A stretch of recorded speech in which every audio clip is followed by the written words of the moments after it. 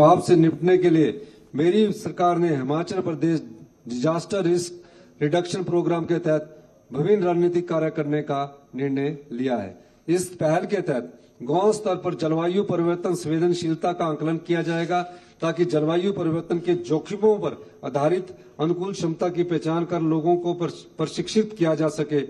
यह हिमाचल प्रदेश में जलवायु परिवर्तन संवेदनशील क्षेत्रों में स्थानीय आवश्यकताओं के अनुकूलन रणनीतियों को प्राथमिकता देने में मदद करेगा। इसके लिए सरकार ने 13 करोड़ 35 लाख रुपए सभी 12 जिलों में खर्च करेगी।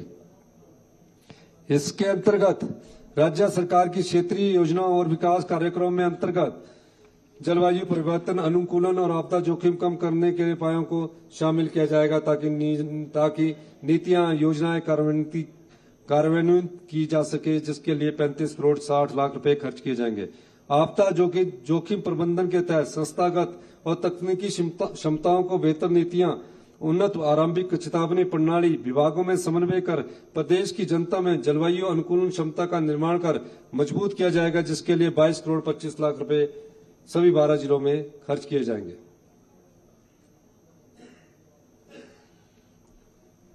गुणवत्ता शिक्षा के क्षेत्र में किए गए व्यवस्था परिवर्तन के कारण हिमाचल प्रदेश एक बार फिर देश के सर्वश्रेष्ठ राज्यों में अपना स्थान बना पाने में सफल रहा है।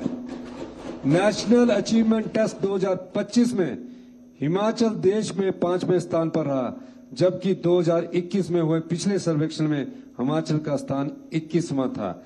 कक्षा 3 में हिमाचल देश में तीसरे, कक्षा 6 में 5वें और कक्षा 9 में 4थे स्थान पर रहा।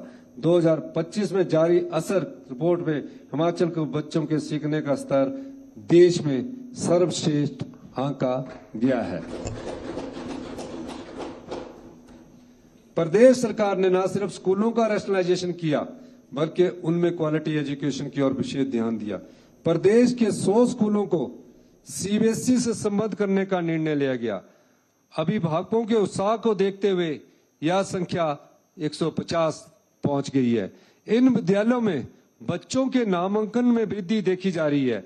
वर्ष 2026 में इन विद्यालयों को क्रियाशील किया जाएगा और साथ ही हिमाचल शिक्षा बोर्ड से संबंध 300 सीनियर सेकेंडरी स्कूलों में भी समकक्ष सुविधाएं दी जाएगी ताकि इन चिन्हित वरिष्ठ माध्यमिक विद्यालयों में स्वस्थ प्रतिस्पर्धा रहे और अगले वर्ष 150 और सरकारी वरिष्ठ माध्यमिक विद्यालयों को सीबीएसई से संबद्ध किया जाएगा।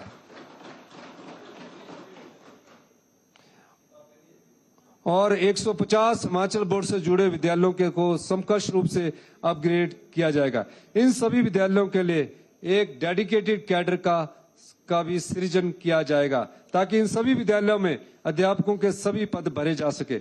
सरकार ने चुने हुए सरकारी सीनियर सेकेंडरी स्कूल में आर्ट्स, साइंस और कॉमर्स स्ट्रीम के साथ साथ yoga, musical, physical education, arts और स्पोर्ट्स की पोस्ट भरने की प्रक्रिया शुरू कर दी है। इस प्रक्रिया के तहत इन विद्यालयों में स्कूल बेस्ड भर्तियां की जाएगी ताकि प्रदेश के सभी क्षेत्रों में विशेषकर जनजातीय और दुर्गम इलाकों में सभी पद भरे जा सके। विभिन्न रिपोर्टों में यह सामने आया है कि हमारे बच्चों का स्तर अंग्रेजी, गणित और विज्ञान में अपेक्षाकृत कम रहता है। इसके लिए सरकार ने इंग्लिश, मैथ्स और साइंस के सब्जेक्ट के लिए विशेष अध्यापक भरने की प्रक्रिया शुरू की गई है। मुख्यमंत्री बाल पोषण योजना के तहत बच्चों को सप्ताह में 2 दिन अतिरिक्त पोषण की व्यवस्था की जाएगी। इसे जारी रखा जाएगा। इसके लिए मैं 17 करोड़ रुपए के विशेष प्रावधान की घोषणा करता हूं।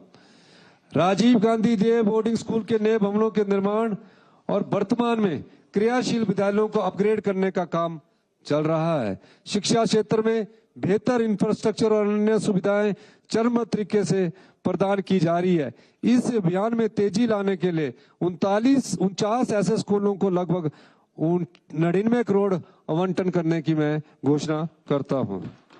प्रदेश में शिक्षा विभाग और युवा सेवाएं एवं खेल विभाग के परस्पर सहयोग से स्पोर्ट्स हॉस्टल को सुदृढ़ किया जा रहा है।